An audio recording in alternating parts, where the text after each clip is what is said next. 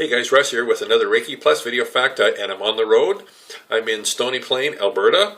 This evening, just finished up day one of a modified level 1 and 2 midweek class here. Then tomorrow I'll do day 2.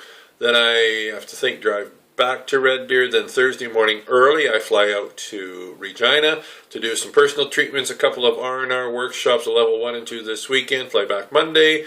Then where do I go the following Tuesday? I'm going to drive down to Lethbridge for another R&R, drive back Wednesday, then Stony Plain again for some Reiki Plus personal treatments.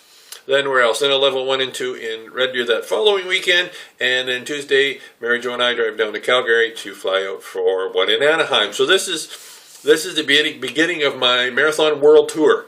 I was thinking on the way up here about the value of indifference.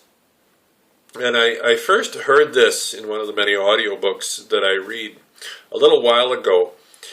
And he talked about being indifferent to the resistances, to the illusion of reality. And by that I mean, when the external quote-unquote reality does not align with our internal desires. And when you think about it as a Reiki practitioner, as that energy flows through us, it's really a creative flow, right? So in many respects, it's not even so much that we're restoring balances or acting as a catalyst to restore balance to imbalances, which is true. At another level, what we're doing is we're actually creating health and wellness and abundance and all that kind of stuff. So it's very much a creative flow. And as that flow flows through us, what it's doing is it's initiating those changes in the stuff that creates the quote-unquote physical reality. Like, it's not even so much changing the physical reality as it is changing the raw materials, if you will, that creates the reality. And what we have a tendency to do against either those external appearances of the exact opposite of what we're looking for, and even more so with these guys, right, with the voices in our head, is, we'll often try and defeat them, right? And or we'll try and actively do something to address it, to resolve them, to whatever. And I'm not saying there isn't times when that's not really important, but what he talked about was simply being indifferent to them.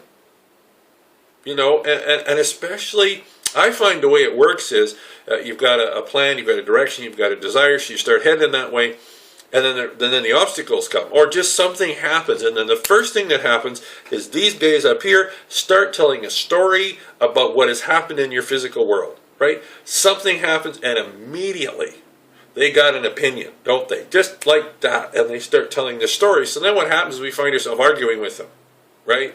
Or trying to justify our position with them, or trying to do something. And I found, and like I said, when he used the word indifference, I found that really kind of resonated with me. Because I think, and for me, rather than using that word, some of the comments or responses I'll make to these voices in my head that are telling the story about these apparent resistances or these things that happen in my physical world is so. The voice in your head, something happens, the voice in your head goes, oh, what are we going to about this? Or what about this happens, or it's not going to work because this happens, them guys, right? And so we argue with them, or we try and purposely avoid them, or whatever. And so for me, sometimes the best response is, well, so whatever. So whatever, talk to the hand. It's kind of like, whatever. It doesn't matter, Well, what if this, what if this person says no? What if this person says yes? What if the economy is bad? What if the economy is good? Oh, you picked the wrong timing. All this kind of stuff. I think sometimes the best response is, whatever. Doesn't matter. Doing it anyway. Doesn't matter. Whatever. It's that indifference to it. And it's like, it doesn't matter. It doesn't matter what my external circumstances are telling me, especially if they're an apparent direct opposition to the direction I want to go. It doesn't matter. Doing it anyway, right? What about this? Doesn't matter. Doing it anyway. What about that? Doesn't matter. Doing it anyway. So it's almost like an indifference, right? In that, whatever. Well, this didn't, like, physically, right? Something shifted. Something's changing. Okay, well, whatever. Doesn't matter. I'm doing it anyway. Right? Voices in your head. What about this? What about that? Well, doesn't matter. I'm doing it anyway. You know, and so I think what we're doing is the power of indifference. And I really like that word, because I'm not agreeing, I'm not disagreeing, I'm not engaging in any way, I'm not even purposely disengaging as well, whatever. It's totally irrelevant, right? What you're, the logic you're feeding me, the experiences that help me notice, is irrelevant. Doesn't matter, I'm going anyway, right? The power of indifference. Choosing your direction, and then when stuff happens, whatever, doesn't matter. I'm doing this, right? And I know for Mary Jo and myself, that is such a powerful creative process and creative behavior, if you will, to participate in. Whatever, doing it anyway. All right, guys, it's Russ and Stony Plain. I'll see you tomorrow.